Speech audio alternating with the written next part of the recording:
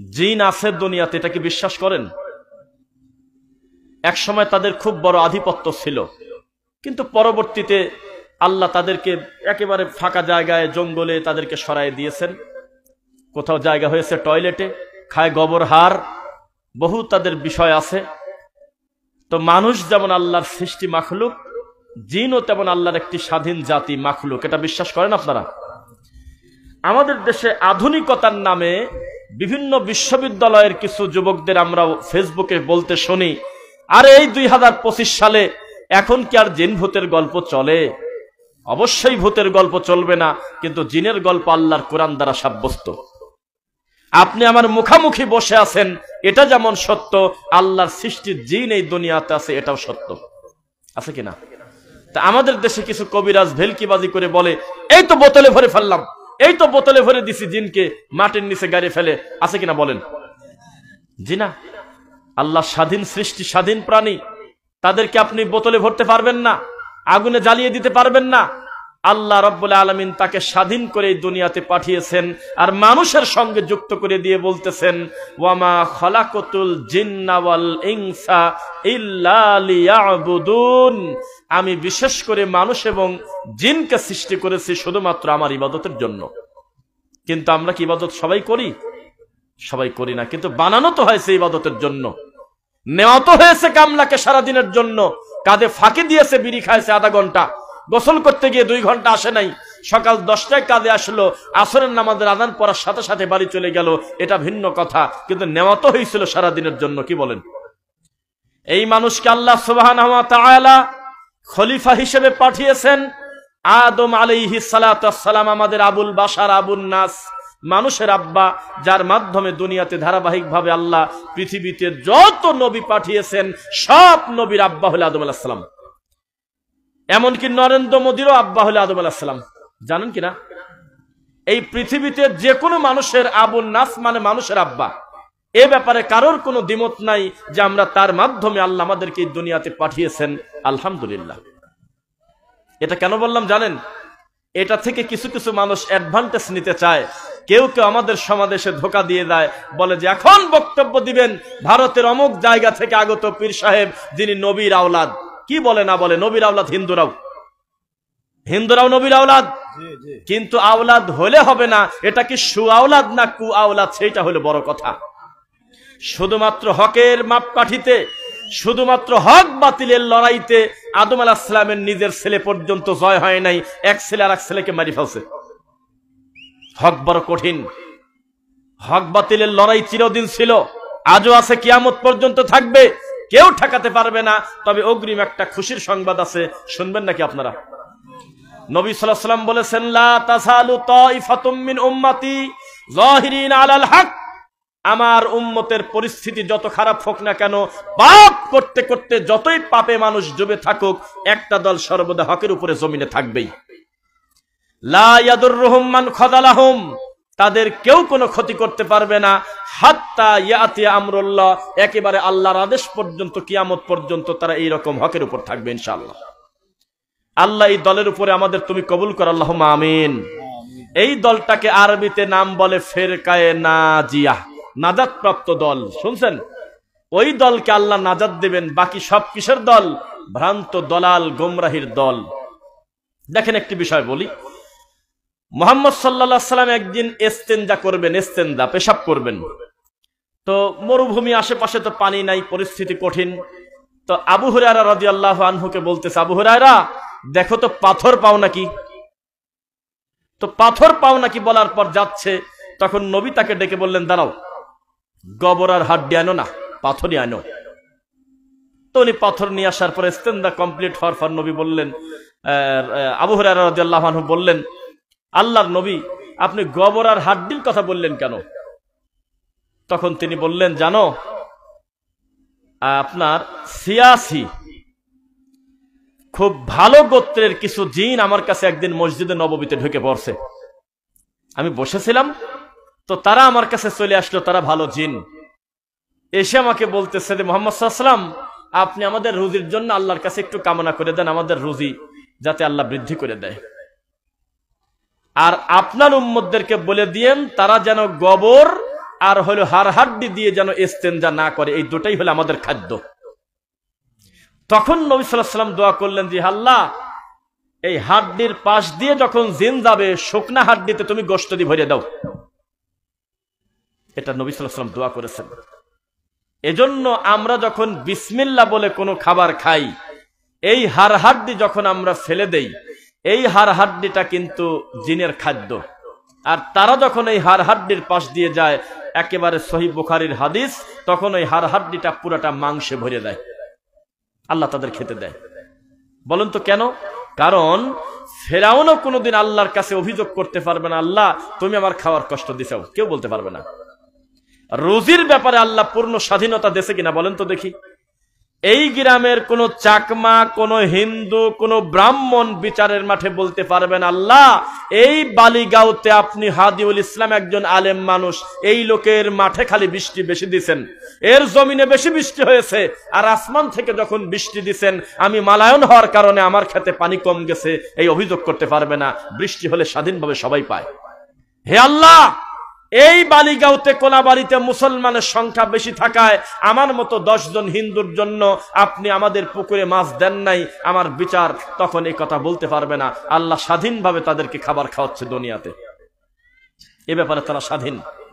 তো এই জিনের ব্যাপারে কেন কথা বললাম দেখেন, জিনরা ডাইরেক্ট নবী সাল্লাল্লাহু আলাইহি ওয়াসাল্লামের কাছে গিয়ে বললেন যে আমাদের দাবি আপনার উম্মতরা যেন হাড় হাড্ডি খায় যখন, এটা দিয়ে যেন ইস্তেঞ্জা না করে, আর আমাদের জন্য রুজির দোয়া করে দেন।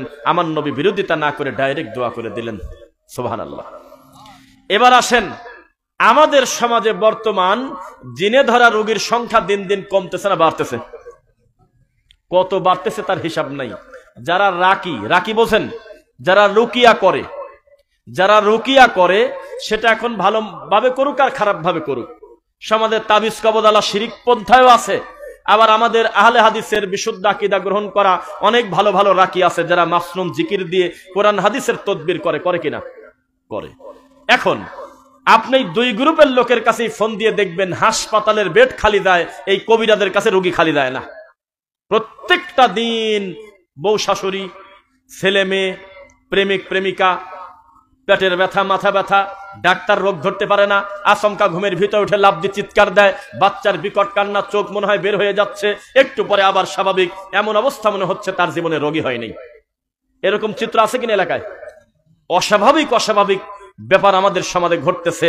এই ব্যাপারে, জিনের ব্যাপারে একটু কথা বলি, শোনেন।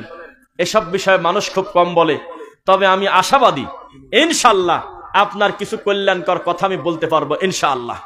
কারণ এই মাহফিলে আসার আগে আমাদের আগে থেকে একটা প্ল্যান ছিল যে আমরা গুছিয়ে 2টা কথা বলবো ইনশাআল্লাহ। দেখেন, জিনরা মানুষের জন্য, মুসলমানের জন্য সবচেয়ে ভালো জায়গা মসজিদ ঘর না? মসজিদ ঘর কিনা? আবার এমনি সাধারণ যারা সালাত আদায় করে না তাদের জন্য তাদের নিজের ঘরটা হলো প্রিয়।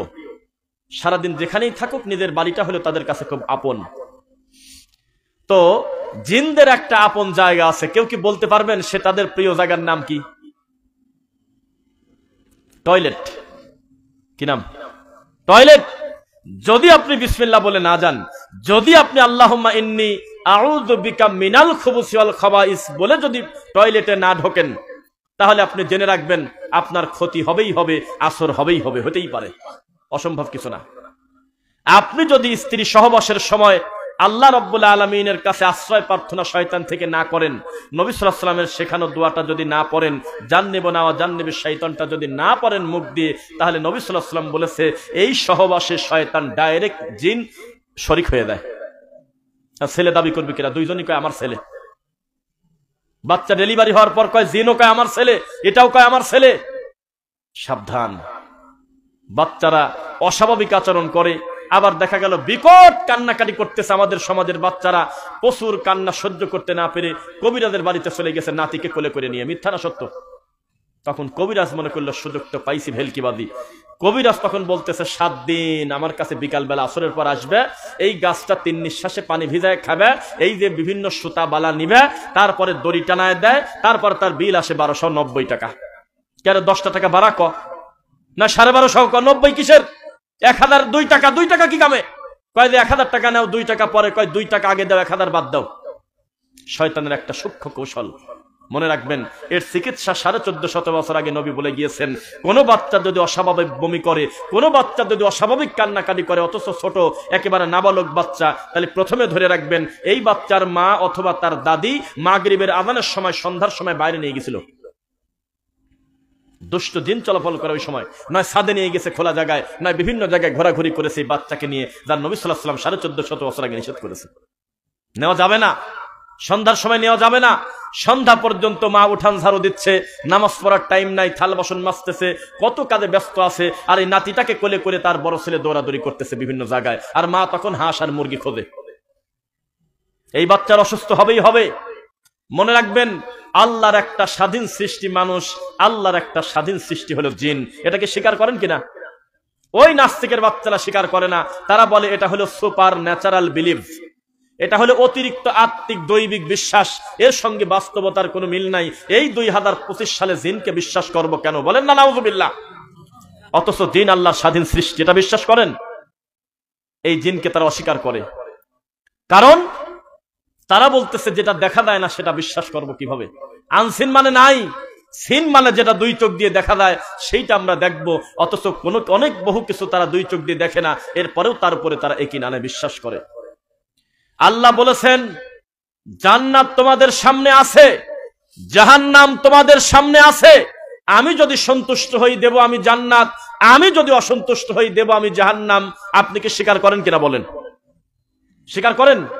কিন্তু যারা বেঈমান তারা বলতেছে না, আমরা স্বীকার করি না, আমরা যেটা দেখি না সেটা বিশ্বাস করি না। বলেন নাউযুবিল্লাহ। অথচ জিন সৃষ্টি আল্লাহর মাখলুক। জিনকে আল্লাহ সৃষ্টি করেছে খাঁটি আগুন থেকে। কি থেকে? খাঁটি আগুন থেকে।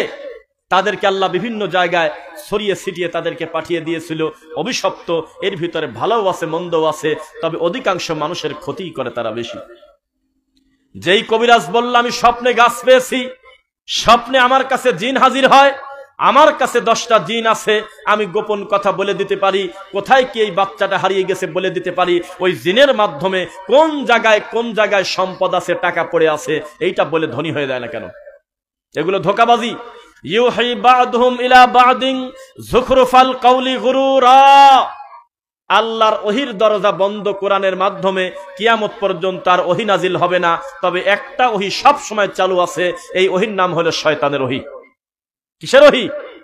জিন তাদের কাছে ওহী করে, শয়তান তাদের কাছে ওহী করে পীর ফকিরের কাছে, তখন তারা নিরীহ মুরিদকে নজরবন্দি করে, হাত দেখে দেখে ভাগ্য পরীক্ষা করে। বলেন নাউযুবিল্লাহ। এই ময়মনসিংহের বাইপাসে বিভিন্ন কালারের আংটি, এত মোটা মোটা বালা, বিভিন্ন ধরনের সুতা, আর বিভিন্ন গাছের বাকল, বিভিন্ন মাছের কাঁটা, বিভিন্ন মাজারের সুতা, বিভিন্ন জালের কড়ি, প্রায় 3 বাক্স নিয়ে বসে আছে গত কয়েকদিন আগেও।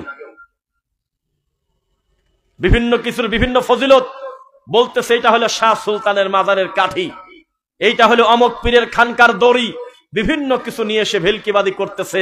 একটু পরে একটা বোতল বের করে বলে এর ভিতরে যেই গাছ আছে এটা হলো নাগমণির গাছ।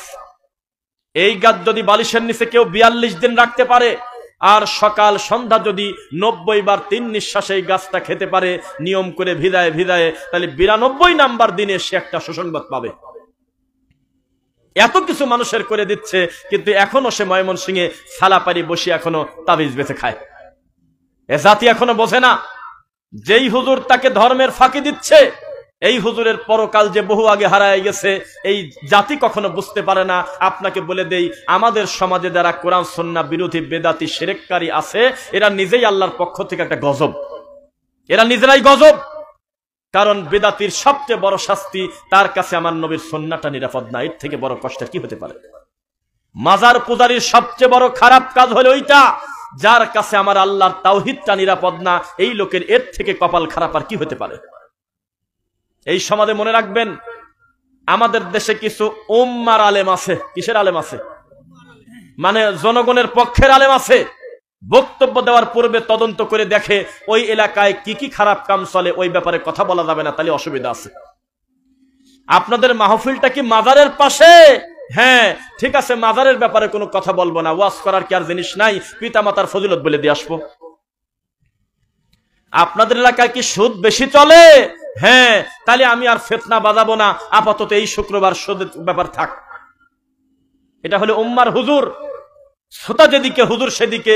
এটাকে বলা হয় হ্যামিলিনের বাসিওয়ালা। সত্য গোপন করে, অথচ 1450 বছর আগে কোরআন নাজিল হয়েছে।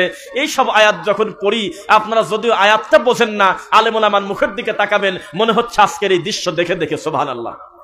লা তালবিসুল হাক্কা বিল বাতিল ওয়া তাকতুমুল হাক্কা ওয়া আনতুম তা'লামুন। আল্লাহ বলেছেন 1450 বছর আগে, মুহাম্মদ সাল্লাল্লাহু আলাইহি ওয়াসাল্লাম আমাদেরকে জানিয়ে দিচ্ছে পবিত্র কোরআনের আয়াত, খবরদার তোমরা সত্য আর মিথ্যা একাকার করে দিও না, হক আর বাতিল এক করে দিও না। খবরদার জেনে শুনে তোমরা সত্যকে গোপন করো না। আজকে আমাদের এই জমিনে এখনো পর্যন্ত সত্য গোপন করার হুজুরের সংখ্যা বেশি না কম? বেশি না কম? তারা আল্লাহর তাওহীদ বিক্রি করে খায়, তারা সুন্নাহ বিক্রি করে, তারা আল্লাহর তাওহীদকে অমান্য করে শিরিক করে, সুন্নাহকে অবজ্ঞা করে বিদআত করে, তবুও তার নাম আমাদের দেশের বড় হুজুর। শোনেন একটি কথা বলি, যেই সমাজের মানুষ এখনো সিদ্ধান্ত নিতে পারে নাই যে নবী সাল্লাল্লাহু আলাইহি ওয়াসাল্লামের সাহাবীদেরকে মানবো কি মানবো না, তাদের প্রতি গজব আসবে না, আসবে কাদের প্রতি? আমরা সালাফি মানহাজ অনুসরণ করি। পৃথিবীতে এর থেকে নিরাপদ মানহাজ আল্লাহর মাটির উপরে নাই, যেটা সাহাবায়ে কেরাম আল্লাহর নবীকে দেখে দেখে আমল করছে। এই মানহাজটা আজকে অধপতিত, পদদলিত করে ফেলেছে বিদাতিরা। এই মানহাজটা ফলো না করে তারা আশারি মাতুরিদি আকীদা মানহাজ ফলো করে, তারা বিভিন্ন ব্যক্তি পূজা করে, আকাবির পূজা করে, কোনোভাবেই আমার নবীর সাহাবীদেরকে তারা মানে না। পারলে সাহাবীদের সমালোচনা করে, সাহাবীদেরকে গালিগালাজ করে, নাউযুবিল্লাহ পড়েন না কেন? অথচ সাহাবীরা হলো আমাদের কাছে মুহাম্মদ সাল্লাল্লাহু আলাইহি ওয়াসাল্লামের সুন্নাহ পাওয়ার মেশিন। তাদের মাধ্যমে আমরা তথ্য পেয়েছি আমার রাসূলের ইবাদতের ধরনটা কেমন ছিল। সুবহানাল্লাহ। তাদেরকে খাটো করে নবীকে মূল্যায়ন করা যাবে না, নবীকে খাটো করে আল্লাহকে মূল্যায়ন করা যাবে না। আল্লাহকে অনুসরণ করতে হলে, আল্লাহর কথা মেনে চলতে হলে আমার নবীকে অনুসরণ করতে বাধ্য, আপনি ফরজ। আর নবী সাল্লাল্লাহু আলাইহি ওয়াসাল্লামের কথাগুলো প্র্যাকটিক্যাল যদি দুই চোখ দিয়ে দেখতে চান, বুঝতে চান, তাহলে নবী সাল্লাল্লাহু আলাইহি ওয়াসাল্লামের সাহাবায়ে কেরামের আমল দেখতে হবে কিনা বলেন? এই সাহাবীদের আমল, সালাফিদের মানহাজ আমাদের দেশে অনিরাপদ। এই দেশে সালাফি মানহাজ চলে না, এই শব্দটা নিয়ে বেদাতিরা খেলা করে, আমাদেরকে বিভিন্ন নামে বেনামে ব্যঙ্গ করে কিনা বলেন? অথচ তাদের সব ঠাকুরের বড় ঠাকুরের নাম হলো আব্দুল কাদের জিলানী।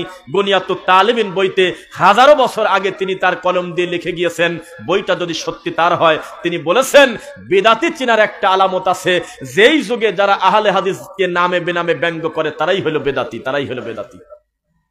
এই কথাগুলো এখন আর চলে না সমাজে, এগুলো ঢেকে ফেলেছে এই বেদাতিরা।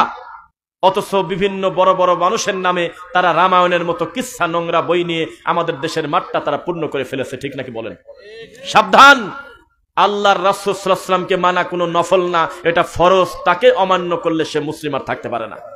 আপনার কি মনে পড়ে না, যেই দিন ফ্রান্সের প্রধানমন্ত্রী ম্যাক্রো তিনি সরাসরি নিজের হাত দিয়ে কিন্তু আমার নবীর ব্যঙ্গ আঁকায় নাই, তার রাষ্ট্রে একজন আঁকায়ছে, সে বিরোধিতা করে নাই, এটা প্রমাণ হয় যে তিনি সমর্থন করেছে। ঠিক কিনা? এই পাপের কারণে সারা পৃথিবীর 250 কোটি মুসলমানের কলিজায় আঘাত লাগলো। আমরা তাদের পণ্য বয়কট করলাম না কিছুদিন আগে? মসজিদের নামাজ শেষ করার পর ব্যানার নিয়ে রাস্তায় বের হয়েছিলাম না? এই নাস্তিকের বিচার চাই বলছিলাম কিনা বলেন? 7 দিনও লাগে নাই, 6 দিন পরে নারীতে টান পড়ে গেছে, তখন বুঝতে পারলো বাপরে বাপের মুসলমানের পাওয়ার রে। জীবনে নবীকে 2 চোখ দিয়ে দেখে নাই, নবীর কথা আর যাই হোক না কেন, তার কলিজায় আঘাত দিলে 250 কোটি মুসলমান নড়াচড়া করে ওঠে। 6 দিন পরে তিনি লাইভ এসে বললেন, ইসলাম ধর্মের নবী মুহাম্মদকে নিয়ে ব্যঙ্গ করা আমার ঠিক হয় নাই, আমি চিত্রটা নামায় ফেলতেছি।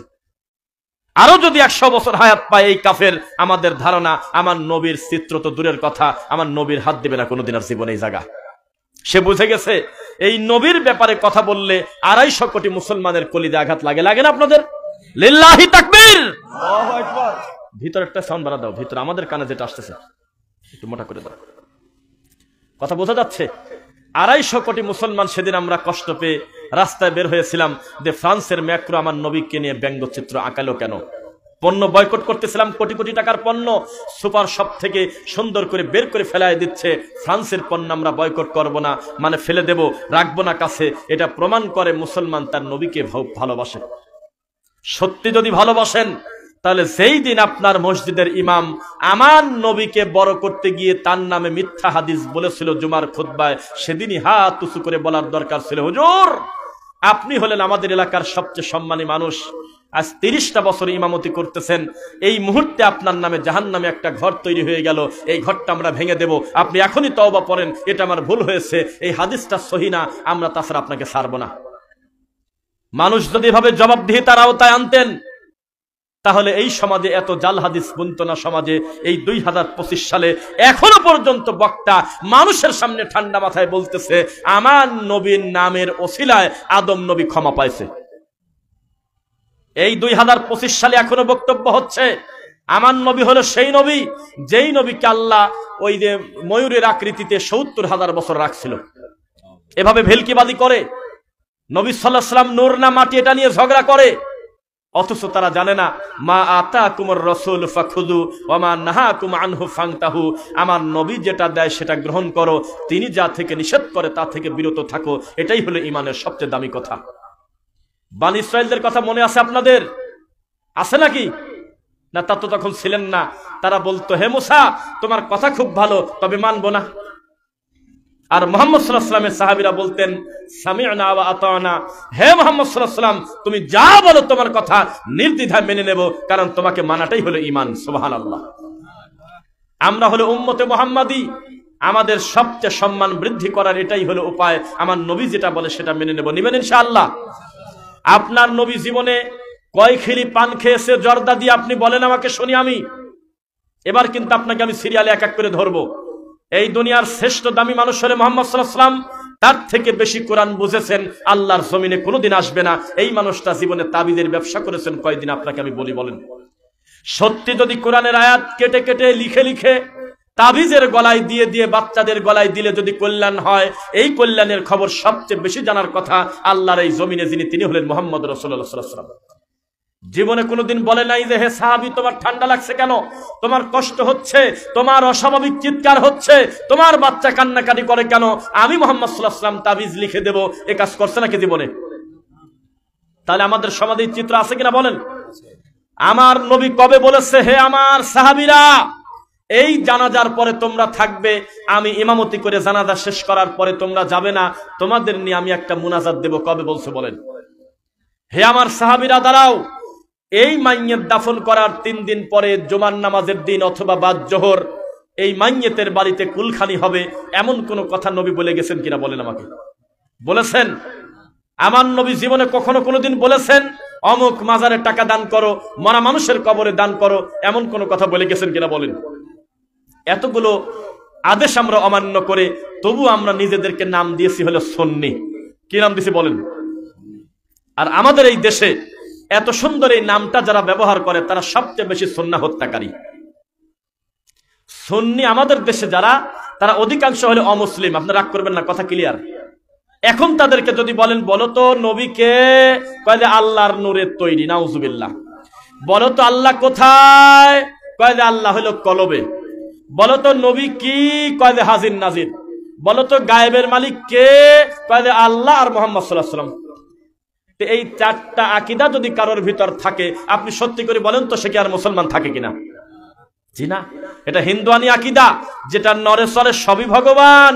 গুনতে গুনতে দেখা গেল গুনে হিসাব করা যায় না, তখন একটা এভারেজ হিসাব করলো, কয় 33 কোটি দেবতা। স্বামীকে তারা দেবতা মনে করে, ভগবান মনে করে।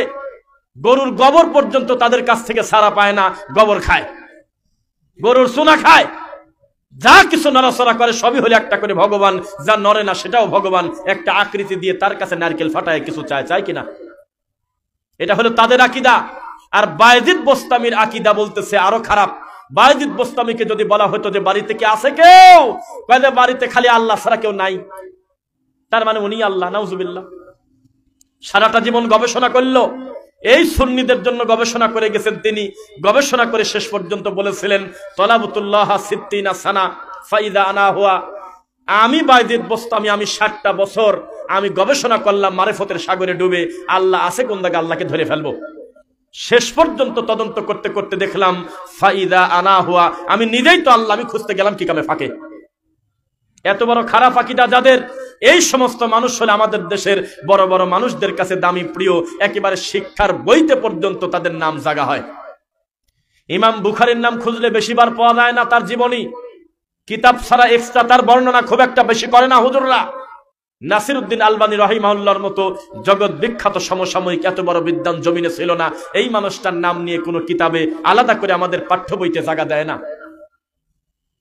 শেখ বিন বাজ, শেখ সালেহ আল উসাইমিন, সালেহ আল ফাউজান, বিশ্ববিখ্যাত বড় বড় বিদ্বান যারা এখনো জীবিত আছে, মারা গেছে, এই সমস্ত মানুষদের নাম আমাদের পাঠ্যপুস্তকে জায়গা হয় না। আমাদের পাঠ্যপুস্তকের জায়গা হয় জৈনপুরের পীরের নাম, চিশতিয়া তরিকার পীরের নাম, নকশবন্দিয়া তরিকার পীরের নাম।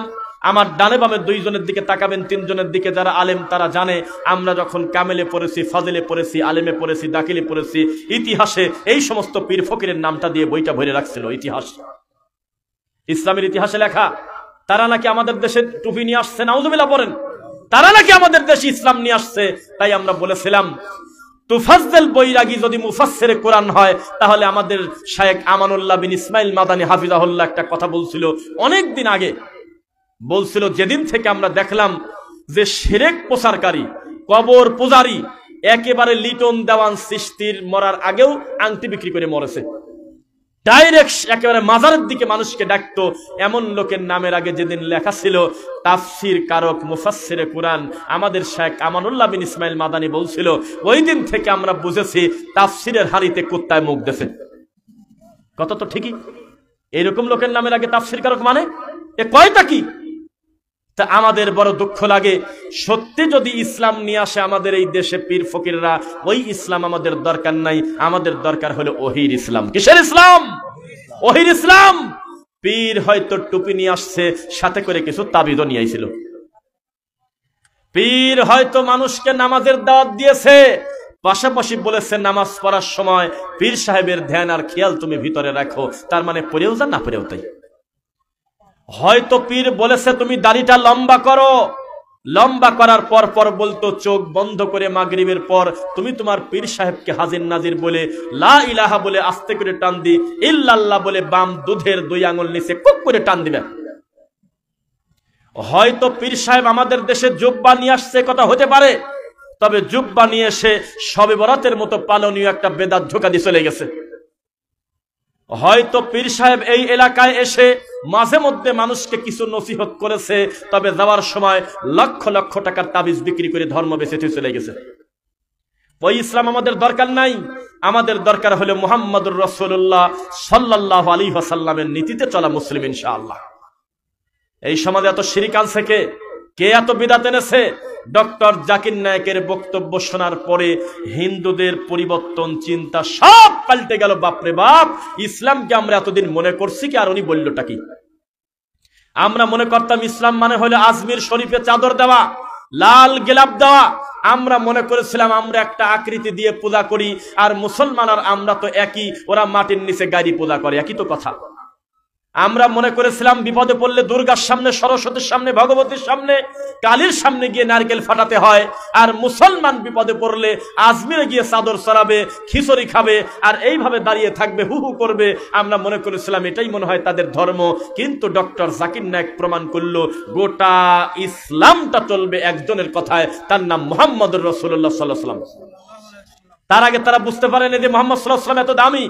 তার আগে তারা সহজে জানতে পারে নাই যে তাদের কিতাবে পর্যন্ত আমার নবীর প্রশংসা করা আছে হিন্দু ধর্মে। সুবহানাল্লাহ। তারা জীবনে কোনোদিন কল্পনা করতে পারে নাই যে আল্লাহর কোনো শরীক নাই, এমন কথা তাদের কিতাবেই আছে, বেদে আছে, জীবনে তারা মাথায় নেয় নাই। লক্ষ লক্ষ ঠাকুর প্রায় বিষ খেয়ে মরে দেওয়ার উপক্রম হয়ে গেছে যখন তিনি বক্তব্য শুরু করেছে। আমাদের দেশে তাফসির হচ্ছে, বলতেছে যে আমি আজকে আপনাদেরকে সূরা ইখলাসের তাফসির শোনাবো 2 ঘন্টা সময় নিয়ে। লোকজন বলল মাশাআল্লাহ, আমরা আজকে তাফসির শুনবো। হুজুর বলতেছে কুল হু আল্লাহু আহাদ, বলো সে আল্লাহ এক। সে আল্লাহ কে? যিনি মুহাম্মদ সাল্লাল্লাহু আলাইহি সাল্লামকে নবুয়তি দিয়েছেন। মুহাম্মদ সাল্লাল্লাহু আলাইহি সাল্লাম কে? যিনি হলো ফাতেমার আব্বা। ফাতেমা কে? যিনি হলো হাসান হোসাইনের নানা। হাসান হোসাইন কে? যারা কারবালার ময়দানে শহীদ হয়েছে। বলে কারবালার ঘটনা টানতেছে।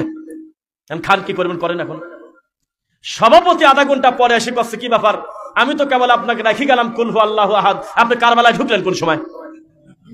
এটা তো আমার নবীর মরার 50 বছর পরের ঘটনা। এটা তো হালাল হারামের কিছু না, এটা তো ইবাদতের পালনীয় কিছু না। তবে আমাদের কলিজায় ব্যথা লাগছে, ঘটনাটা 10ই মুহররম মিলে গেছে, এটা একটা ইতিহাস, এটা ইতিহাস মানুষ বিকৃতও করে। তবে আমরা নবীর নাতিকে কলিজার টুকরা, কলিজার অন্তর থেকে ভালোবাসি, কারণ নবী পরিবার শুধু না, তারা জান্নাতে যাবে, তারা নবীর সাহাবী।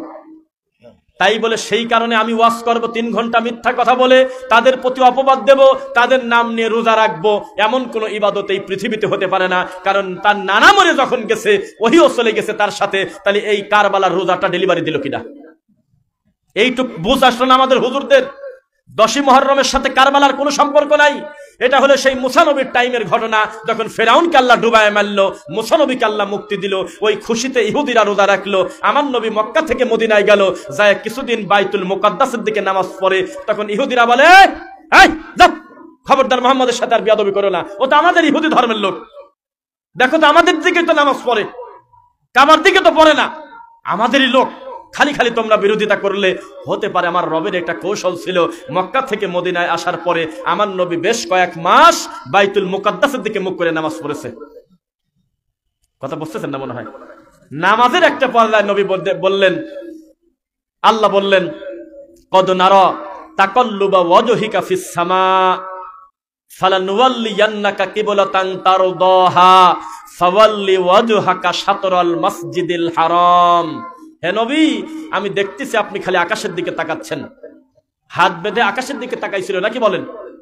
না না, ওই তাকানোর কথা বলা হয় নাই। তার মানে তার খেয়ালটা ছিল উপরের দিকে। আল্লাহ, আপনার কোনো ফয়সালা আসে কিনা, আমি মুখটা ঘুরে কাবার দিকে দিয়ে দেব। অনেক কথা, কিন্তু ইহুদিরা এখানে ধোঁকা খেয়ে গেছে।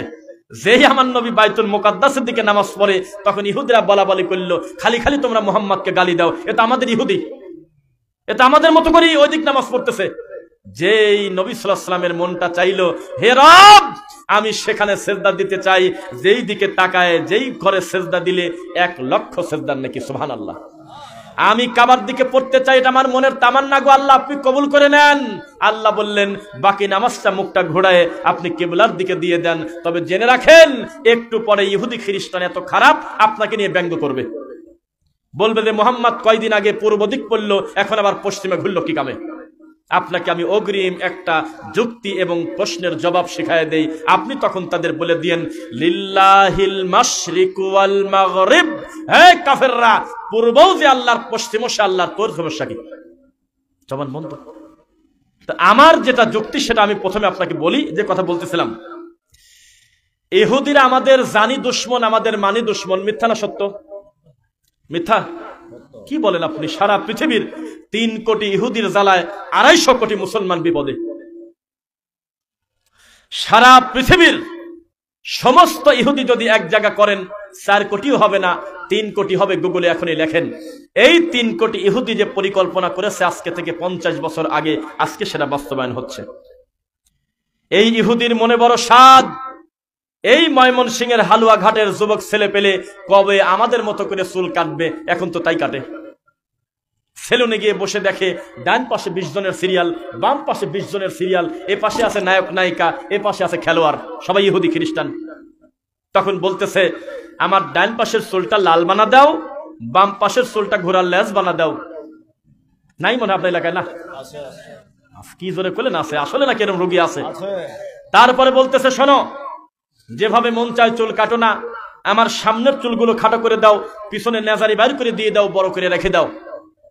তার মানে তার মাথার ভিতরে ঘুরতেছে তার কোনো একটা প্লেয়ারের ঘটনা, ওই প্লেয়ারের মতো চুল কাটাবো। তবে ওই প্লেয়ারের তথ্য নিতে খবর পাওয়া গেল সে হলো ইহুদি খ্রিস্টান।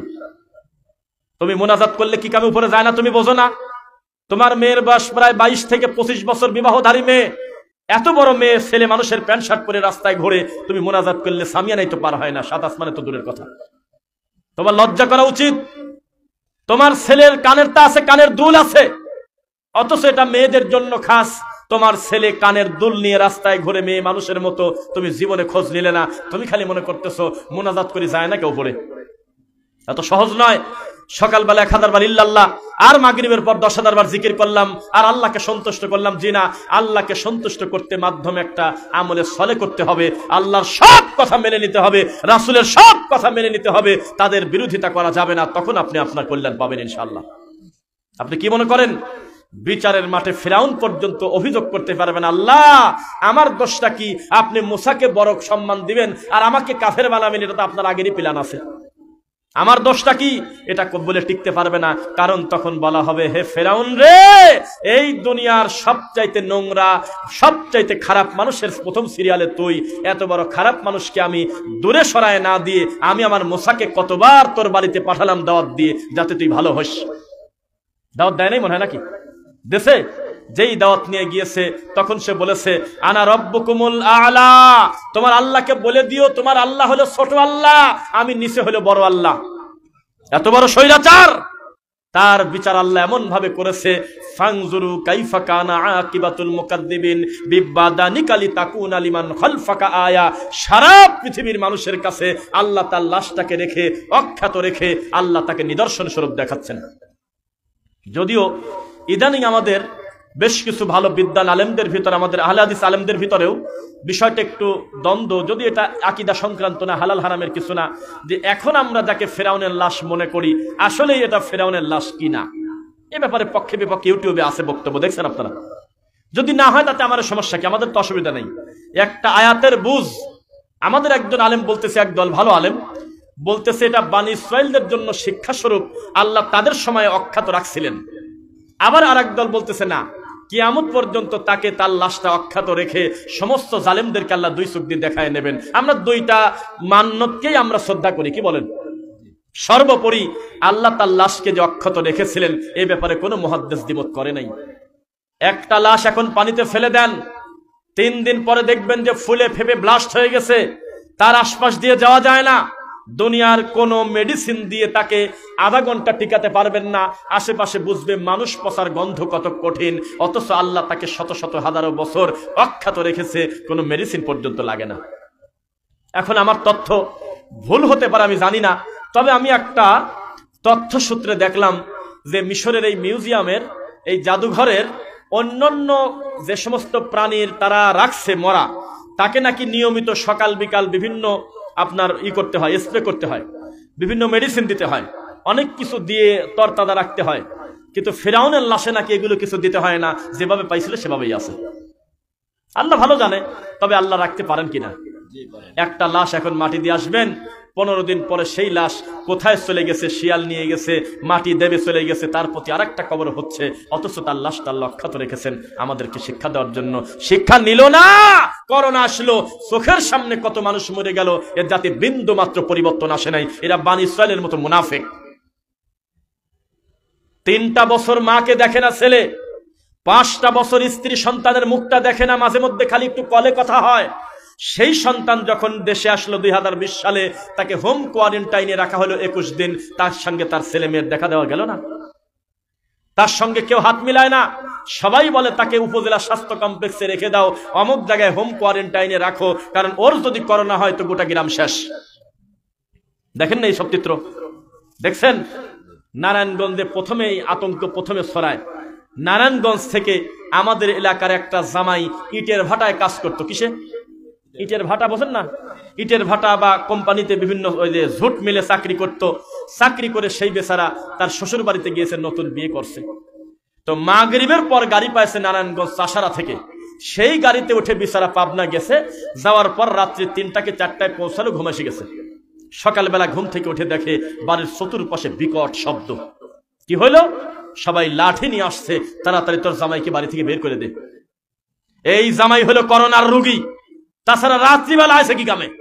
এই নারায়ণগঞ্জে তিনি আসে, এই ছেলে তাড়াতাড়ি এখান থেকে বের করে দাও, নইলে এলাকা শেষ। ও ছেলে কিছুই জানে না, কি বিপদ কন। পরে সবাই মিলে তাকে বের করে দেওয়া হলো। এই 2 চোখ দিয়ে তাকায় দৃশ্য আমরা দেখছি। স্বাভাবিক ঠান্ডার দিন এমনি কাশি হয়, এমনি গলা ব্যথা হয়। একটা মহিলা জোরে করে একটু কাশি দিয়েছে, আশপাশের প্রতিবেশীরা বলছে করোনার রোগী যাস না ওইদিক। কিছুই হয় নাই, ঠান্ডা একটু গলা, বলতেছে পাবনা নিয়ে যাও, যেখানে সেখানে দেখায় না। কেউ দায়িত্ব নিতে চাচ্ছে না। ডাক্তার পর্যন্ত বলতেছে যে পর্দার আড়াল থেকে কিছু বলার থাকলে দূর থেকে বলো, এদিকে ঢুকো না। এত বড় কঠিন পরিস্থিতি 2 চোখ দিয়ে দেখার পরেও এই জাতির পরিবর্তন কি এসেছে? এই যে আমার আলেম ভাইয়ের কাছে জিজ্ঞাসা করেন, ফজর নামাজে কয়জন লোক নিয়ে ইমামতি করে নামাজ পড়ে, আর এলাকায় কত লোক আছে মোহাম্মদ আলী ভাইয়ের কাছে জিজ্ঞাসা করেন। আপনার এলাকার ইমামকে ডাক দেন, আপনার মসজিদে সিসিটিভি ক্যামেরা লাগান, জুমার নামাজে মসজিদে জায়গা হয় না, আর ফজরের নামাজের সময় একামত দেওয়ার লোক পাওয়া যায় না। আপনার লজ্জাই নাই? বনী ইসরাইল এরকম মুনাফিকি করেছে। বনী ইসরাইলরা তাদের উপরে বৃষ্টি পানি দেওয়া বাদ দিয়ে আল্লাহ রক্ত দিয়েছিল এক সময়, দিয়েছে না রক্ত? ব্যাঙের বৃষ্টি দিয়েছে আল্লাহ, ব্যাঙ, মাথার উকুন, পঙ্গপাল। তবু এই অপরাধী সম্প্রদায় আল্লাহকে মানল না। আল্লাহকে বলল, আল্লাহ ফেরাউন আমারে ডিস্টার্ব করে। আল্লাহ কইল ঠিক আছে, ওকে মারি দেই। ওকেও শেষ করে দিল ডুবায়ে, তাও আল্লাহকে মানে না। আল্লাহ বৃষ্টি তো নাই, আল্লাহ পাথরের ভিতর থেকে বৃষ্টি দিল। হা করে তাকায় বলে, তো বিরাট আশ্চর্য ব্যাপার রে, পাথরের ভিতর থেকে আল্লাহ ঝর্ণা দিল, তাহলে তো এখন তাকে মানা লাগে। আরো কিছুদিন সময় দাও, মানল না। এই নিমক হারাম কত বড় খারাপ! এই পৃথিবীতে আমার রব্বুল আলামিন যাদের প্রতি সবচেয়ে বেশি নিয়ামত দিয়েছে তারা হলো বনী ইসরাইল। আসমান থেকে মান্না আর সালোয়া পাঠানো হতো, মাশরুম ভাজা গোশত খাইত, এরপরেও তারা রবকে মেনে নেয় নাই। আল্লাহ বিনিময়ে বলছিল বাইতুল মুকাদ্দাস জয় করো। মুসা নবী গিয়ে বলল, আল্লাহ আমাকে বলেছে, আল্লাহ চাচ্ছে যে বাইতুল মুকাদ্দাসটা তোমরা যুদ্ধ করে জয় করে নিয়ে আসো। এটা ভালো না খারাপ? আল্লাহ বলতেছে যাও। তাহলে এই রোগী কেন বুঝলো না, যেহেতু অর্ডারটা আল্লাহর, আল্লাহ তো জয় দিয়ে দেবে। একটা হাদিস বলি, বলেন তো কোন যুদ্ধে 313 জন ছিলাম আমরা, ওরা ছিল 1000-এর উপরে? বলেন তো বদরের কতদিন পরে উহুদের যুদ্ধ হয়? আমার নবী যখন উহুদের যুদ্ধে যাচ্ছে, আব্দুল্লাহ বিন উবাই সলুল, এই মুনাফিকের সর্দার, এই বাচ্চা খারাপ, আল্লাহর নবীর পিছন থেকে 3 ভাগের 1 ভাগ সাহাবীদেরকে মিথ্যা কথা বলে কৌশলে ভাগানি চলে গেছে। আমার নবী বিরাট কষ্ট পাইছিল। আল্লাহ, এমনি আমরা লোক সংখ্যা কম, আবার এই মুনাফিকের বাচ্চা অর্ধেকের কাছাকাছি লোক নিয়ে চলে গেল। নিছিল নাকি? যেই নিয়ে গেল, তখন আসমানের মালিক একটা কথা বলতেছে, আউযু বিল্লাহি মিনাশ শাইতানির রাজিম, ওয়ালাকাদ নাসরাকুমুল্লাহু বিবাদরিন ওয়া আনতুম আযিল্লা ফাত্তাকুল্লাহা লাআল্লাকুম তাশউরুন। হে নবী, একটু বদরের দিকে তাকান। আপনার কি মনে নাই আপনারা কয়জন ছিলেন? সংখ্যা বড় কথা না, আমি আল্লাহ বদরে যেভাবে জয় দিতে পারি, ওই একই আল্লাহ আমি উহুদেও আপনাকে জয় দিয়ে দেব। তো এই ইহুদিরা কত বড় খারাপ! আল্লাহর নবী মুসা বলতেছে, আল্লাহ আমাকে একটু আগে বললো, কালিমুল্লাহ, আমি মুসা, আমি শুনে আসলাম তোর পাহাড়ে যায়, আল্লাহ আমাকে অর্ডার দিয়েছে তুমি তোমার কওমকে বলো তারা যেন যুদ্ধ করে বাইতুল মুকাদ্দাসটা জয় হয়ে যায়। তো এত কিছু নিয়ামত যাদের প্রতি আল্লাহ দিল, তাদেরকে এই কামটা মানি নেওয়া উচিত ছিল না? তো তারা কি বলছে একটু শুনবেন নাকি মুরব্বীরা? তারা বলতেছে, ইযহাবু ইলা রাব্বিকা ফাকাতিলা ইন্না হাহুনা কাঈদুন। হে মুসা, তুমি আর তোমার আল্লাহ গিয়ে যুদ্ধ করো, আমরা দূর থেকে মজা নিচ্ছি। তোমরা দুইজন আগে যাও, ওদিকের অবস্থা কেমন হয় আমরা বুঝি, পরে যাব। এত বড় নিমক হারাম দুনিয়াতে হতে পারে? পারে বলেন? আজকের দিনে ঠিক বনী ইসরাইলের চিত্র আমাদের সমাজে। আল্লাহর হুকুম অমান্য করাটাই যেন আমাদের জীবন। উনি হজ করেছে, হাজি মানুষ, হালাল হারাম বেঁচে খায়, মানুষকে কষ্ট দেয় না, তাহাজ্জুদ পড়ে, লোক ভালো, কিন্তু তার 2টা ছেলের বউ, এমনকি তার নিজের বিয়েধারী মেয়ে পর্যন্ত বেপরদায় রাস্তায় ঘোরে। এমন আছে কিনা? আছে। লোকটা এখনো জীবিত আছে, তার ছেলে সুদ খায়, আল্লাহর ঘরে সালাত আদায় করতে আসে না। এমন রোগী আছে কিনা সমাজে? মা কঠিন পর্দা করে, মায়ের আঙুল পর্যন্ত দেখা যায় না, হাত মোজা পা মোজা দিয়ে উপরে ডবল কাপড় দেয় যাতে চোখটা পর্যন্ত বোঝা না যায়, অথচ তার বিবাহধারী মেয়েকে অর্ধলঙ্গ করে রাস্তায় পাঠিয়ে দিয়েছে। এটা কোন ধরনের নীতি? এই সমাজের মানুষ বনী ইসরাইলের মতো বর্তমান চিত্র প্রায় চলে আসছে। আমার একটা ঘটনা মনে পড়ে, আমি তখন একদম ছোট, আল্লাহর কসম আপনাদের মনে থাকলে একটু বলবেন। কে জানি একটা হুজুগ তুলছিল গ্রামে যে আগামী শুক্রবারের দিন কিয়ামত হবে। কত সালে হতে পারে বাবাজি? মাথা নাড়ালেন। মেলা আগে 10 না 15-20 বছর প্রায়। হ্যাঁ হ্যাঁ হ্যাঁ হ্যাঁ হ্যাঁ ঠিকই। সোমবার 5ই মে, সোমবার ডেটও পাইছি নে। তাহলে আমার শুক্রবার ফেরত দিলাম, সোমবার। এই সোমবারে কিয়ামত হবে এই ঘোষণা যখন হয়ে গেল, প্রত্যেকটা লোক মসজিদে, প্রত্যেকটা লোক টেলিভিশনের সামনে, বিটিভির সামনে যে খবরটা কি হয় দেখে, সোমবার যখন সন্ধ্যা পার হয়ে গেল, ওরা জোরে করে তাকবীর দিয়ে পটাকা ফোটায় আর বোম ফোটায় আর কয়, কে রে মিথ্যা খবর দিল, কিছুই তো হইল না। অথচ ভালো মানুষের বার্তার বোঝা উচিত ছিল, যেই শয়তানিটা করুক, কিয়ামতের খবর তো আমার আল্লাহ জানে, দুনিয়ার মানুষ জানে না কবে হবে। তবে বেঁচে যেহেতু গেছি, এই সুযোগে আল্লাহকে খুশি করে ছাড়বো ইনশাল্লাহ। তা করল না। মসজিদগুলো খালি হয়ে গেল, ইমাম সাহেব একামত দেওয়ার লক্ষ্য দিয়ে পায় না, মুয়াজ্জিন বাড়িতে গেলে পরিস্থিতি কত খারাপ হতে লাগলো। এটা হলো সেই জাতি, এই জাতি ঠিক বনী ইসরাইলের মতো বর্তমান তাদের আচার আচরণ। এই জাতি ইহুদিদের রক্ত, মুসলমানদের রক্তে কেনা বিক্রি করা, ইহুদিদের জিনিস গায়ে দেয়, পরে পোশাক আশাক পরে চলে ফেরে, আত্মতৃপ্তি বোধ করে। আরে পোশাকটা মানিয়ে নিলাম, যে পোশাক জামা কাপড়, আরে অন্য কিছু মানিয়ে নিলাম, চুল কাটা পর্যন্ত তাদের মতো করে করে, তাদের মতো হাঁটা, তাদের মতো চলা, তাদের মতো আচার আচরণ, সবকিছুতে ইহুদিদের সাথে সামঞ্জস্য রাখে। এটা কি হবে বলেন? গেঞ্জি গায়ে দিছে, গেঞ্জির পিছনে লেখা যে মুরব্বী আপনি বসে পড়েন, কোথায় যেন দেখলাম, ভালুকা, ভালুকা। এটা ভাষা? এটা মুসলমানের বাচ্চা। আর যেই বক্তা এই শয়তানিটা করছে, অনেকেই তাকে বাঁচানোর চেষ্টা করলো যে না, উনি তো ওইভাবে বলেন নাই, উনি বলছে মুরব্বী বসেন, একভাবে ভাইরাল হয়ে গেছে। না না না, কে বলছে? এখন তার বক্তব্য নিয়ে আসেন। এটা পাকা খবিশ।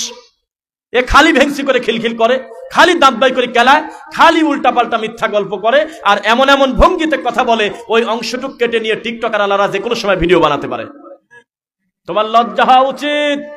এই জমিনে আহলে হাদিসরাই হলে একমাত্র সফল, আলহামদুলিল্লাহ।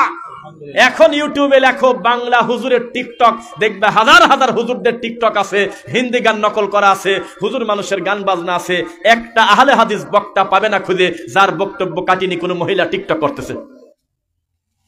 দেখেন, আমাকে নাম বলেন, বলেন আপনি সম্ভব? তাই তো বলি, তোমার হুজুর মরে যায়, হুজুর সহ কবরে ঢোকে, আর ইমাম বুখারী মরে গেছে, তার জীবন্ত কিতাব মনে হচ্ছে কথা বলতেছে নবীর হাদিস। 1450 বছর নয়, হাজার হাজার বছর যদি কিয়ামত আরো দেরি থাকে, এতদিন পর্যন্ত ভালো মানুষের অন্তরে আল্লাহ তার জায়গা দিছে কিনা বলেন? আপনার বেদাতি শিরককারী হুজুর চলে যাবে। আমার ডক্টর আসাদুল আল গালিব স্যার যদি মারা যায়, তার সালাতুর রাসূল বইয়ের মাধ্যমে লক্ষ লক্ষ পথহারা মানুষ আল্লাহর রাসূলের পদ্ধতিতে সালাত শিখেছে, বিদআত পন্থা পরিত্যাগ করে। এই বই শুধু বাংলা ভাষায় নয়, এই মুহূর্তে রানিং পৃথিবীর বহু ভাষায় অনুবাদ হয়ে মানুষের দ্বারে দ্বারে পৌঁছে গেছে। মানুষ মরে যায়, তার কর্ম মরে না, আর বেদাতি মরে যায়, একেবারেই চলে যায়। কোথায় গেল তোমার ফাদায়েলে আমল? 200 বছরও টিকলো না, দুই গ্রুপ মারামারি করে অলরেডি 5 থেকে 7টা মরে গেছে। ব্যাপারটা কি? যেই জিনিস দিয়ে আল্লাহ তাবলীগ করতে বলেছে সেই জিনিস পছন্দ হলো না তোমার, ওই জিনিসের একটা জবরজের পরিবর্তন করতে কোনো ইহুদি খ্রিস্টান আজ পর্যন্ত পারে নাই। আর তুমি যে ফাদাইল নিয়ে মানুষের সামনে গেলে আজকে টঙ্গীর মাঠে তোমরা নিজেরা নিজেরা মারামারি করো। আরে দুঃখের কথা, এক গ্রুপ আর এক গ্রুপকে কাফের পর্যন্ত বলতেছে, অথচ সব ওরাই টুপি একই, প্রায় পিছনে ল্যাব খাতায় এক, বিভিন্ন গ্রামগঞ্জ থেকে আসছে মুরব্বী মানুষ। তা আমি এদের বেশ কয়েকটা মাহফিলে খালি প্রশ্ন করি, আচ্ছা এই জুবাইর গ্রুপ আর সাদ গ্রুপ যখন মারামারি লাগে, তো এক গ্রুপ আর এক গ্রুপের চেনে কিভাবে? একই তো পেয়া, টুপি এক, জুব্বা এক, 5 কলি টুপি, পিছনে ল্যাব খাতা পেয়া এক, তারা স্থানীয় লোকাল কেউ না, চেহারাগুলো আননন, বিভিন্ন মসজিদে 3 দিন করে থাকে। তাহলে একজন একজনের চেনে কিভাবে? এই লাঠিটা দিতে বাড়ি দেবো, জুবাইরের মাথায় লাগবে, বোঝে কিভাবে? আর জুবাইর গ্রুপ ঠিক পায় কিভাবে যে আমি লাঠি পিটা করবো? সাত গ্রুপের বোঝে কিভাবে? তার মানে বোঝা গেল, তোমাদের এই যুদ্ধ যিনি পরিচালনা করতেছেন তিনি স্বয়ং ইবলিস, শয়তান। তুমি কেন, তোমার লজ্জা হয় না? তোমার কি মনে পড়ে না আহলে হাদিসরা শত শত বছর ধরে বলে আসতেছে তাবলীগ করা হলো ফরজ, কিন্তু তাবলীগ করতে হবে মা উনজিলা ইলাইকা মির রাব্বিক, রবের পক্ষ থেকে যেটা আসছে সেটা দিয়ে। তোমার মনে থাকে না? ভঙ্গি করো তুমি তাবলীগ করতেছো কি দিয়ে? তোমার তাবলীগের বইতে লেখা আল্লাহর কাবা ঘরে 1 রাকাত নামাজ পড়লে 1 লক্ষ রাকাতের নেকি, আর এই টঙ্গীর পেশাব পায়খানা তুরাগ নদীর পাশে পড়লে 2 কোটি কত? 2 কোটি 49 কোটি নেকি। কও জ্বালা কাকে কয়? সি সি সি সি সি, এত প্রতিবাদ করার পরেও তুমি কয়টা পৃষ্ঠাল মুছে দিতে পারলে না? তোমার বইতে লেখা আছে 1 ওয়াক্ত সালাত যদি কেউ ইচ্ছাকৃতভাবে কাদা করে 2 কোটি 88 লক্ষ বছর দোজখে থাকতে হবে, এমন কোন কথা আমার নবী বলে যায় নাই। এখনো পর্যন্ত বইয়ের এই পৃষ্ঠাগুলো কাটে নাই, এই বেদাত নিয়েই পড়ে আছে। বাইনাল আবদি ওয়া বাইনাল কুফরি তারকুস সালাহ, একজন বান্দার কাফেরের মাঝখানে পার্থক্য হলো নামাজ। এর থেকে বড় ফজিলত আর কি হতে পারে? তুমি মিথ্যা 2 কোটি 88 লক্ষ পাইলা কোন জায়গা? জাল হাদিসটা দিয়ে গোটা বইটা পূর্ণ করা। আর আরেকটা জিনিস সবাই খেয়াল করবেন, ওই কিছু কিছু বেদাতি হুজুর দেখবেন, আজকে কি বলেই দেবো নাকি সব কথা? মনের অবস্থা ভালো লাগতেছে, মাইকও ভালো, উপস্থিতি সুন্দর, বিনয়ী সবাই। যদিও আমি আমার ভাইয়ের মসজিদে, মোহাম্মদ আলী ভাইয়ের মসজিদে আজকে থেকে 2 বছর আগে পাশে এক জায়গায় আসছিলাম, জায়গার নাম চেনেন আপনারা? আলহামদুলিল্লাহ। যে কথা বলতেছিলাম, আমাদের দেশে দেখবেন কিছু বেদাতি আছে ওয়াজ করে। আমি খালি চিন্তা করি, আল্লাহ এই মাল যদি জেলে না যায় তো ওয়াজ করতো কি দি? 1 ঘন্টা ওয়াজ করে তো 30 মিনিট খালি জেলের গল্প কয়। কোন আমি মিথ্যা বলছি বলেন, একটু হাত তোলেন। একবার আল্লাহর নাম নিয়ে মহিলা মানুষের দিক টাকা থাকবে কয় কয় নাকি? এরকম একবার এক এক ভঙ্গি করে, মানুষের সামনে খিলখিল করে। এক জায়গায় যা কয় বিড়ি দিয়ে হারাম, আমি এখনো খুঁজে পাইনি। এই সব এলো হুজুর, এলো জাতির মৌলানা আল্লামা। তাই আপনাকে বলেছিলাম, আমাদের দেশে আল্লামা শাইখুল হাদিস মুফতি মানে হলো এক একটা গালি, একেবারে পচা শব্দ। অথচ এত বড় দামি শব্দ, এত সুন্দর সুন্দর লকব সৌদি আরবের কোন বিদ্বান আজও পর্যন্ত নেয় না। এই বাঙালি মিনিটে মিনিটে ডেলিভারি হচ্ছে এক একটা শাইখুল হাদিস, এক একটা মুফতি, কিচ্ছু জানে না। এক শাইখুল হাদিস বলতেছে যে 2013 সালে আল্লাহর নবী সাহাবীদেরকে নিয়ে মরা থেকে উঠে দৌড় দেশে শাপলা চত্বরের দিক। কোনে যাচ্ছেন? কয় যে আহমদ শফি ডাকছে, আমি থাকি কি করে, লং মার্চে চলে যাচ্ছি। দেখেন মোবাইল দেন, আমার কাছে দেন, যদি এখানে প্রমাণ করতে না পারে আমাকে ধরে রাখবেন। আর কি বলবো বলেন? সে হলো আল্লামা। তাকে যদি দাওয়াত দিতে যান এই গ্রামের লোক, 2 বছর আগে গেলে সিরিয়াল পাবেন, তাও আমার বিশ্বাস হয় না।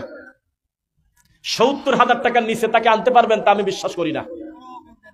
তাই না? কি অগ্রিমও পাঠান লাগে, দেখেন বিপদ কি।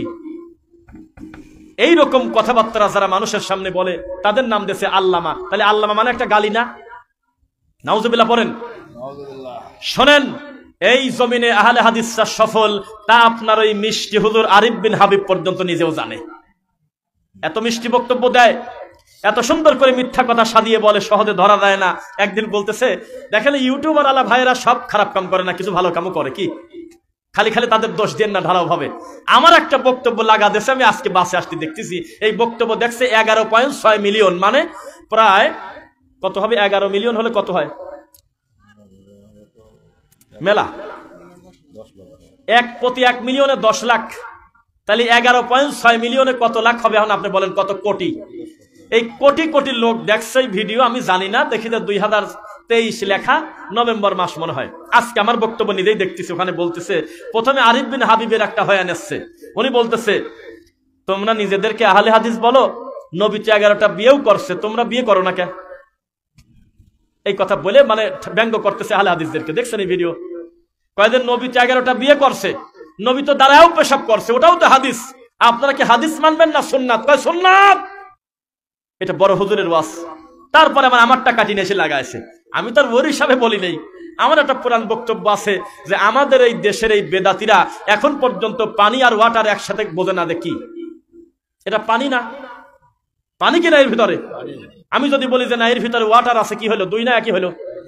না না, যদি বলি জল ভরা বোতল, তো হাদিস আর সুন্নাহ পার্থক্য আছে এমন ধরনের কোন কথা কোন ইমাম জীবনে বলে গেছে? জীবনে এই সুন্নাহটা পালেন কোন জায়গা? হাদিস থেকে তো পাইছেন। এইটুকুন বুদ্ধি তার হলো না। তখন আমি বললাম, আমার নবী 11টা বিয়ে করছে, আপনারা কি অস্বীকার করছেন? কেউ বলেন না করছেন? আমল হয়ে গেছে, এটা আমল শেষ। এটা বিশ্বাসগত ইবাদত। এটা 11টা বিয়ে করে পালন করার ইবাদত না। এই গরু বোঝে না। কেননা যেই নবী 11টা বিয়ে করেছে, ওই নবীকে দিয়ে আল্লাহ পরে বলাচ্ছে মাসনা ও সুলাসা ও রুবা, ইনসাফ করতে না পারলে একটা। তে গরু বোঝে না। তা মিষ্টি মিষ্টি করে, এত সুন্দর মিষ্টি করে হাসে, এত সুন্দর গলার রসালো কণ্ঠ, অথচ জাল হাদিস বলে মানুষের সামনে। মিথ্যা না সত্য বললাম? তারপর বললাম, আবার বেদাতিরা বলে যে তোমরা আহলে হাদিস, আমরা হলো আহলে সুন্নাত। বলে কয় যে আহলে সুন্নাত হলে জান্নাতে যাবে, আহলে হাদিসরা জাহান্নামে যাবে। নাউজুবিল্লাহ। কেন? কয় যে নবী তো দ্বারা পেশাব করছে, বুখারীর হাদিস তোমরাও করো। এই কথা বলে কিনা? বলে আপনাদের সামনে? এই তো ভাই সাক্ষী, কিছুদিন আগে বলছে এক বেদাতি। তাই আপনাকে আমি বলি, এই হুজুর কত বড় মূর্খ জাহেল। দেখেন, দ্বারা পেশাব করা কি হারাম? উত্তর দিলেন না। দ্বারা পেশাব করা কি হারাম? 2, আপনাকে আমি আরেকটা তথ্য দেই, মরা গরুর মাংস খাওয়া কি হারাম সব সময়? যদি পরিস্থিতি এমন হয় ওই মরা গরু ছাড়া কোনো খাবার নাই, তুমি ওই মরা গরুর গোস্ত কাটি সামান্য একটু খাও, বেশি খাও না, যেইটুক খেলে তোমার জান্ডা বাঁচে। তুমি ঢালাও ভাবে ফতোয়া মারি দাও গো হুজুর। তুমি জানো না এখনো পর্যন্ত বিভিন্ন রেস্টুরেন্টে পেশাবখানার অবস্থা এমন খারাপ, বসে পেশাব করলে নামাজি লোকের পাঞ্জাবিতে লেগে যায়। এখনো পর্যন্ত বিশাল ফুড ভিলেজ বিশাল বড় মসজিদে গেলে জানটা ভরে যায়, এই মসজিদের টয়লেটে না গেলে পেশাব করা যায় না, ভালো করে বসতে গেলে দুই পাশে লাগিয়ে দেয় হাঁটু। ঠিক না মিথ্যা?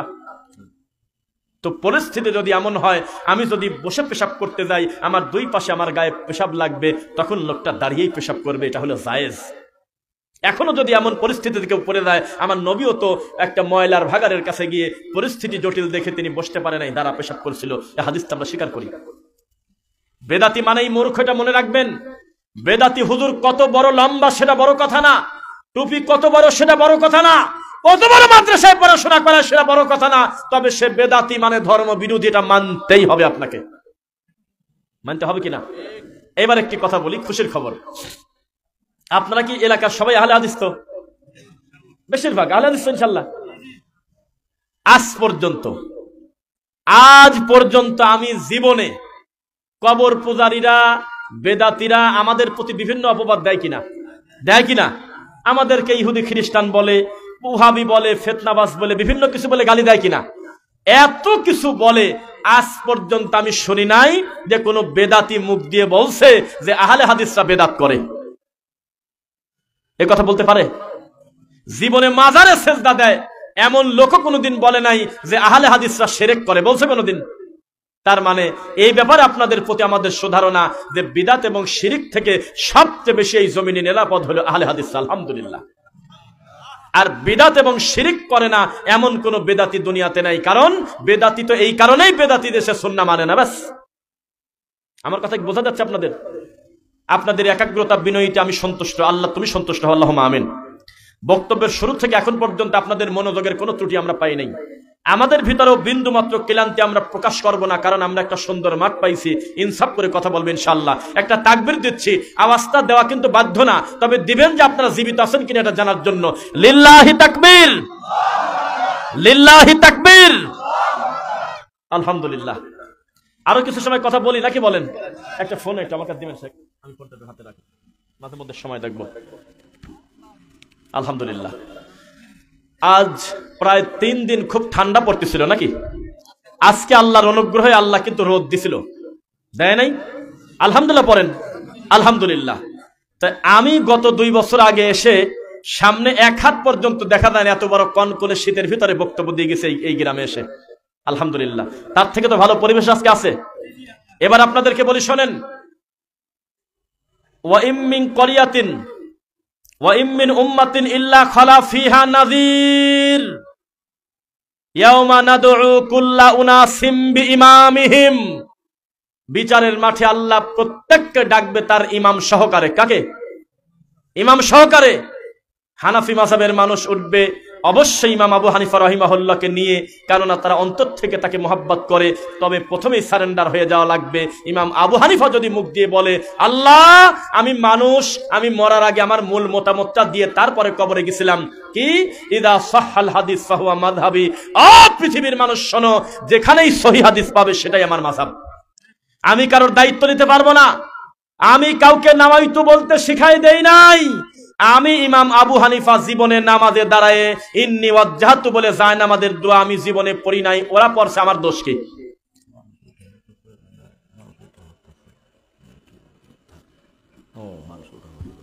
আপনারা উঠাউঠি করবেন না, একটু নীরবে বসবেন ইনশাআল্লাহ।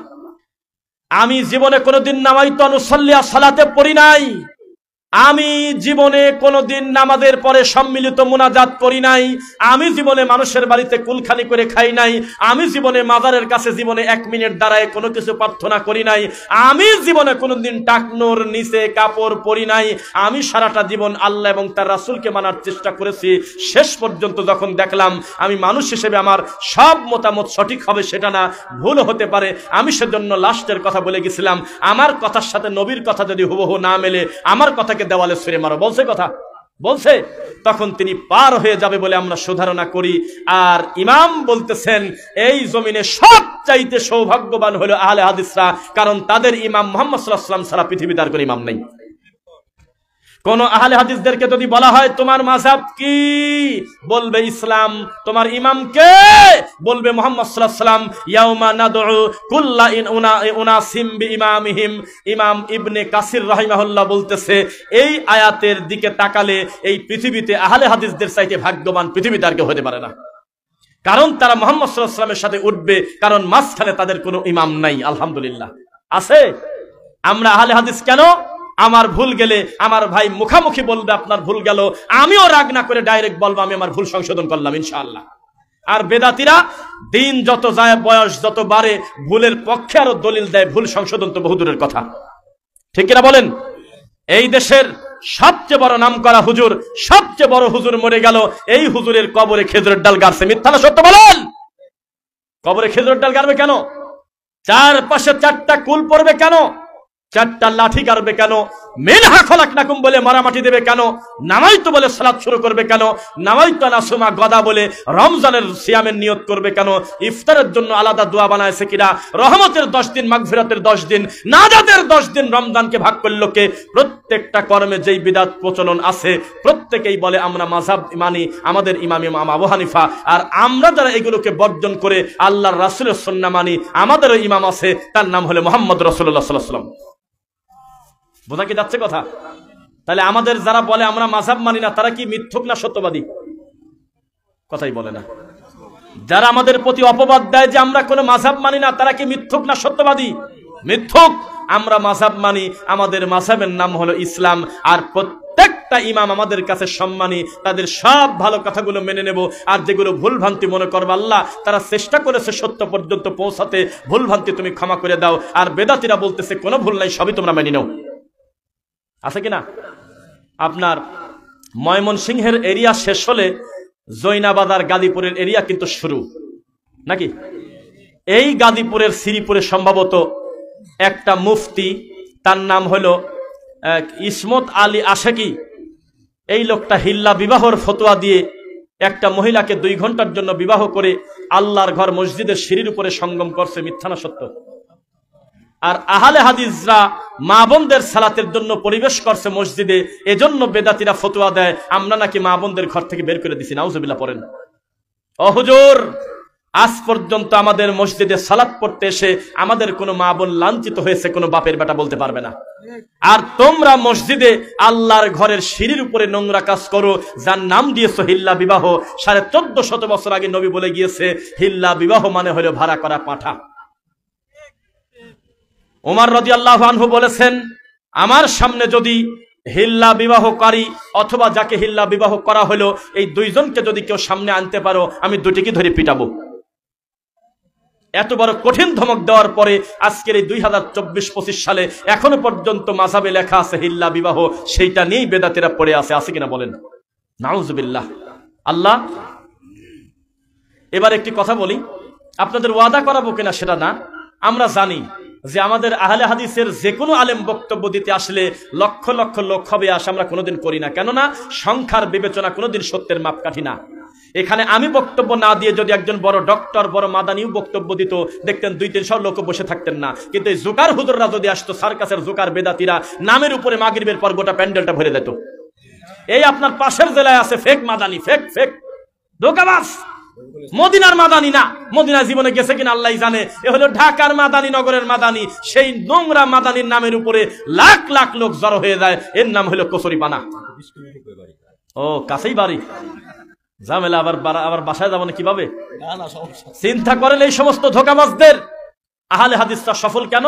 আমাদের মধ্যে কোনো ভাঙরি হুজুর নাই। 32 ইঞ্চি কানা হুজুর, তারপরে ছেলে থেকে মেয়ে, মেয়ে থেকে ছেলে, 36 ইঞ্চি, কত ধরনের ভাঙরি দি বড়া বেদাতিরে মাঠ। আমাদের মাঠে সব জোকার চলে না? চলে। তা আমাদের সামনে আপনারা লাখ লাখ বসে থাকবেন, সে আশা আমরা ছেড়ে দিয়েছি। কেন? এই জমিনে যদি এখন ভোটাভুটি হয় শায়েক, যে আল্লাহর নবী মাটির তৈরি না নূরের তৈরি, বাংলাদেশে বাতিল জয় হয়ে যাবে, হক পরাজয় হবে। এখানে নূরের তৈরি আল্লাহরা বেশি ভোট পাবে। আপনার এই ব্রাহ্মণবাড়িয়া তাহিরি এলাকা থেকে প্রায় 80% ভোট পায় জয়যুক্ত হবে নূর আল্লাহরা। এখন যদি চট্টগ্রামে ভোট হয়, আল্লাহ কি আরশের উপরে নাকি কলবে? এখানে কলবের লোক বেশি ভোট পাবে, অধিকাংশ ভোট তারা পাবে। জমিনের ফয়সালাই কি চূড়ান্ত? তার মানে বোঝা গেল হক সারা জীবন কঠিন। এই হকের সামনে লাখ লাখ লোক জনগণ খুব একটা আসে না, কিন্তু হ্যামিলিনের বাসিওয়ালার বক্তব্যে লক্ষ লক্ষ লোক জড়ো হয়। তবে এত বড় হুজুর যার নামের উপরে লক্ষ লক্ষ লোক আসে, তার অন্তর কত দুর্বল ইমান দেখেন। এই লোকটার ক্ষমতা নাই বক্তব্যের শেষে যে আমি এই সমাজে প্রচলিত 10টা বেদাতের নাম বলে শেষ করব বক্তব্য। যদি বলে, পরবর্তী মাহফিলের লোকজন হয়ে যাবে 10 আনা 6 আনা। কোনো দিন মুখ দিয়ে সত্য বলবে না, খালি বলবে কি আমরা সবাই এক। ওরে আমার দেওয়ানবাগি আয় রে, আটরশি আয়, জিলাপি আয়, খুরমা আয়, বেদাতি আয়, কবর পূজারি আয়, তাবিজাল আয়, সবাইকে বুকে টেনে নেয়। হক বাতিল মিশানোকে আল্লাহ নিষেধ করেছে, এরা তাই করে। এরা কি করে? ঐক্য করে। এই একটা বোতলের মধ্যে সামান্য একটু সুন্নি ঢোকা দেয়, অল্প একটু সৃষ্টি ভরে, কুসুম দানা কয়েক দানা ধরে নিয়ে আসে চরমোনাই, তারপরে একটু আটরশি, তারপরে একটু উজানি, এরপরে একটু গরম সুন্নি ধরে নিয়ে আসে, বিভিন্ন কিছু নিয়ে এসে বোতলে ঝাঁকি দিয়ে কয় আজকে আমরা ঐক্য হয়ে গেলাম। কেন? কারণ ওর ভিতরে যে আহলে হাদিস নাই, ঐক্য তো হবেই। তোমার ইসলামিক ফাউন্ডেশনে তোমার ক্ষমতা থাকলে আমাদের দেশের যে কোনো একজন যোগ্য আহলে হাদিসকে রাখো। তুমি যদি ডক্টর আসাদুল্লাহ গালেব স্যারকে একটু জায়গা করে দিতে, এক ধমকে তোমার পেশাব হয়ে যেত তুমি শয়তানি করতে গেলে। এখন এই বয়সে এমন ধমক দিত, তুমি যদি নাওয়াইতো লিখতে দিতে, এখনই তুমি নাওয়াইতো নাসুমা গদা এই দোয়া যদি লিখে যদি পাবলিশ করতে যেতে, একটা ধমক দিত, স্যার তোমার কাপড় চোপড় শেষ হয়ে যেত। কোন বেদাতি জোকার বসে আছে, এত বলি লজ্জা নাই। এই যে রমজানের ক্যালেন্ডারে কয়দিন পর লিখবে নাওয়াইতো নাসুমা গদা, রহমতের 10 দিন, মাগফিরাতের 10 দিন, নাদাতের 10 দিন লিখে আল্লাহর ঘর মসজিদে ঝুলায় রাখবে। মিথ্যা না সত্য? তাহলে বোঝা গেল সবাই আছে, মিলেমিশে শয়তানি করতেছে। লালনের জায়গার মতো গাঁদা খায় একসঙ্গে। নোয়াখালীর লোকটা গাঁদা খেয়ে চট্টগ্রামের ছেলেটার কাছে দিয়ে দেয়, চট্টগ্রামের ছেলেটা পাবনার ছেলেটার কাছে দিয়ে দিচ্ছে, একসঙ্গে প্রায় 30 জন 20 জন গোল হয়ে গাঁদা টানে, কোনো ঝগড়া হয় না। এটাই হলো সবচেয়ে ভালো ঐক্য। এই বেদাতিদের ঐক্য হলো এইরকম, একটু সর্ষের তেল, একটু পেট্রোল, একটু পাম অয়েল, একটু ডিজেল, একটু কেরোসিন তেল, একটু নারকেলের তেল, সবকিছু মিশায় কয়লা ঐক্য বানা দিলাম। আর কি করবেন? ডিমবাজি খা। এটা কিসের ঐক্য হলো? এগুলো আলাদা আলাদা করলে তো একটা জাত ছিল, অনেকগুলো জিনিস একসাথে মিশে আরো বেদামি হয়ে গেল। আর আহলে হাদিসরা বলে যে না, কোরআন সুন্নাহ মানতে গিয়ে যদি আমি একা পড়ে যাই, আমি একাই আল্লাহর জান্নাতে যাবো ইনশাআল্লাহ, বেদাতির সাথে আমি কোনো আপোষ করবো না ইনশাআল্লাহ। তাহলে এখন সবাই আমার সাথে একটু কথা দিবেন, যেহেতু আমি বক্তব্য দিয়ে আমরা ভাইয়েরা আলোচনা করতেছিলাম, প্রায় 450 কিলোমিটার আমাকে যেতে হবে, আর আপনি বক্তব্য শেষে যাবেন এখানে আপনার বাড়ি, তাই না, আশপাশে। তাহলে বিরক্ত না দেখায় আমি যদি এই প্রতিষ্ঠানের স্বার্থে, এই যুব সমাজের এই সুন্দর দিনী প্রোগ্রামের স্বার্থে আমি যদি 5টা মিনিট সময় নেই, আপনাকে রাগ করবেন? আমার মুখে আমাদের সম্মানিত শায়েখের অনুমতি ক্রমে দোয়া পড়া হবে মজলিস ভঙ্গের, এরপরে যাবেন ইনশাআল্লাহ।